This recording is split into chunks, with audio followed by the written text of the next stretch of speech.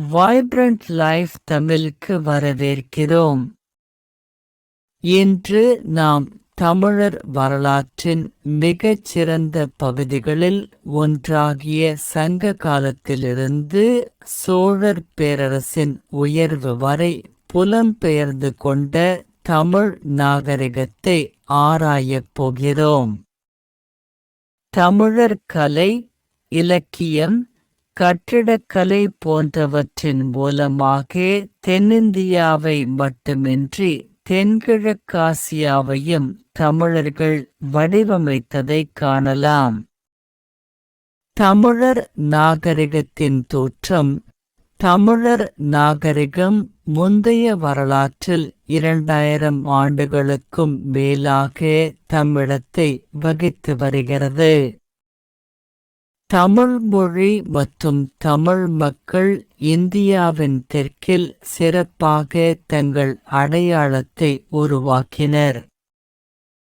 சங்ககாலம், தமிழர் பொற்காலம் என அழைக்கப்படும் இந்த காலம் கிமு 300 முதல் கிபி 300 வரை வாழ்ந்து வந்தது.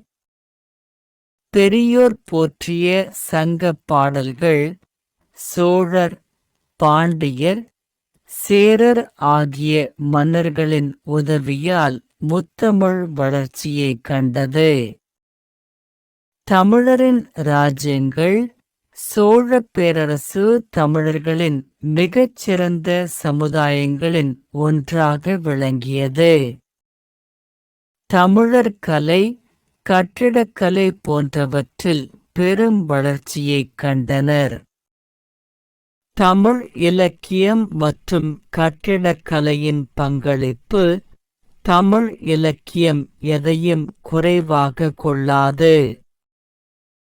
அன்றைய தமிழ் கவிஞர்கள் களத்திலும் காதலிலும் சிந்தனையையும் வாரி வழங்கினர். தமிழர் கட்டிடக்கலை புகழ் பெற்றது. தமிழர் தென்கிழக்கு ஆசியாவுக்கு செய்த பங்களிப்பு. சோழர் ஆட்சி காலத்தில் தமிழர் வரலாறு தென்கிழக்கு ஆசியா வரை விரிந்தது. வரலாற்றின் ஒவ்வொரு பகுதியிலும் தமிழர்கள் முக்கிய பங்காற்றினர்.